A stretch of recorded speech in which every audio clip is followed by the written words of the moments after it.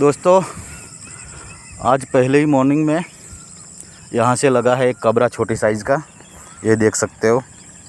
आज भी हमारा ये दोस्त जिगर थैली लेके तैयार है। अभी निकालते हैं इसको। अच्छी साइज़ है, 600-700 ग्राम का लगा है। पहला शिकार है हमारा आज का। इसी जगह से लगा है ये।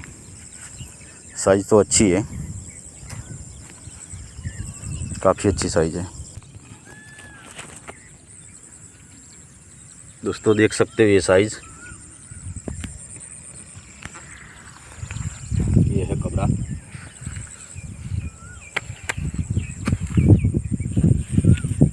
पहला शिकार है ये आज का हमारा। कबरे से स्टार्टिंग हुआ है। ये देख सकते हो, बहुत बढ़िया। पहला शिकार हमारा आज का।